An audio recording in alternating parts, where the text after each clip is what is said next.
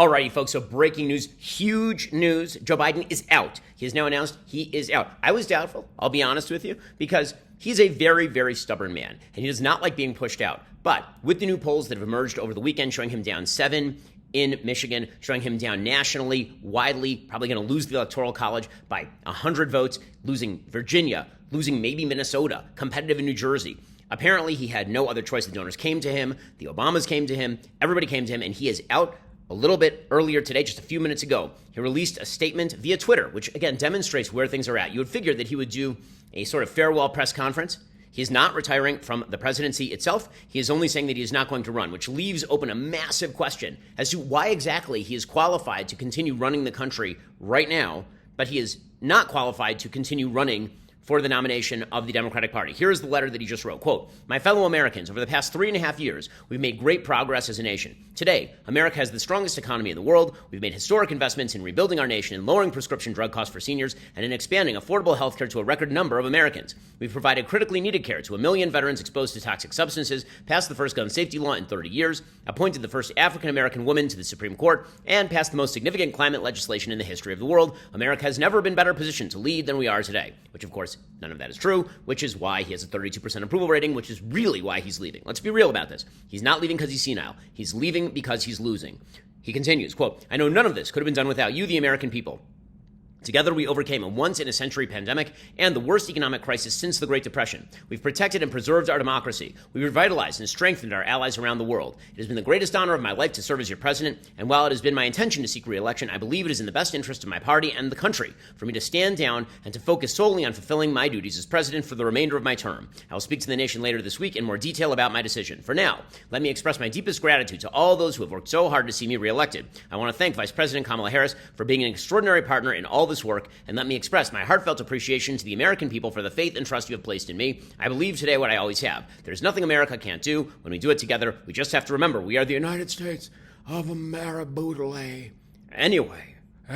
So, he's out. Well, there are two things that letter does not say. One, I'm throwing all of my delegates to Kamala Harris.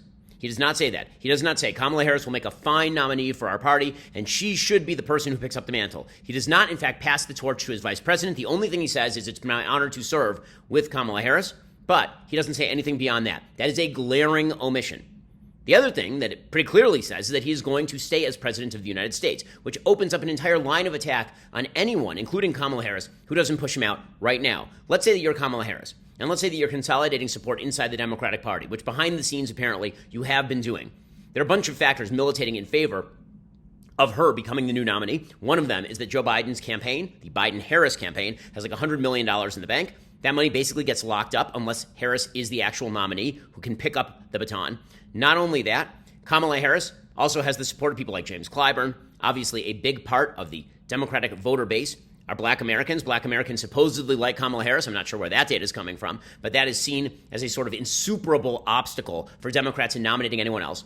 Also, it creates a line of continuity, but that is actually the problem for the Democrats. A line of continuity with Joe Biden is really bad for them. All the attacks that have been leveraged against Joe Biden can now be leveraged against Kamala Harris. And because he's not stepping down from the presidency, the question is going to be to Kamala Harris, you know he's too senile to be president of the United States. Why don't you 25th Amendment him? Why don't you push him out? And she won't. She won't. Because if she tried to, then he would fight back on that, because that would be a full disgrace. He'd be the first president ever to have the 25th Amendment invoked on him if that were going to be a thing that actually happens. She's not going to do that. So she's now stuck between a rock and a hard place if she's the nominee. On the one hand, she doesn't want to be answerable for everything that Biden is doing. On the other hand, she can't actually control the government. She can't actually control anything.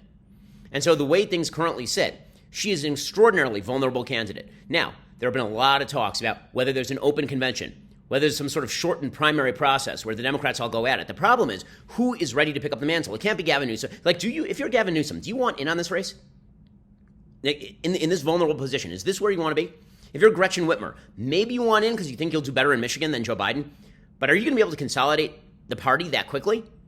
And if it consolidates behind Kamala, do you want to be Kamala Harris's VP? Is that something Josh Shapiro is going to give up on? Or are you going to wait this one out, watch Kamala Harris go down in flames, and then bank on 2028? This is a total mess for the Democratic Party. It also, on the Republican side of the aisle, throws everything into complete conflict and turmoil, obviously, because the reality is that the entire Republican campaign has been centered for the past month and a half, 2 months, on Joe Biden's senility. That is no longer going to be the chief issue on the ballot. Now, there will be a secondary issue, which is the fact you can't trust Democrats who lied about this thing for years on end. That will be a very serious issue going forward. It will also be a very serious issue, obviously, when it comes to Kamala Harris, who's sitting in the meetings with him and should have known all of this. But the entire playbook is going to have to be shifted now to a new candidate. If it's Kamala, then there's plenty to attack her on. Again, go watch our series, Scamala. It is the 3-part series on Kamala Harris at Daily Wire Plus right now. Remember, subscriptions 47% off with promo code FIGHT. You need to know everything you need to know about Kamala because she's very likely to be the next nominee. But Republicans are going to have to direct all of their political firepower at the Democratic positions. They're going to have to go back to Joe Biden being a bad president, the White House being a bad White House. All of the race just got upended. The entire race just got upended. We'll keep bringing you updates as they break.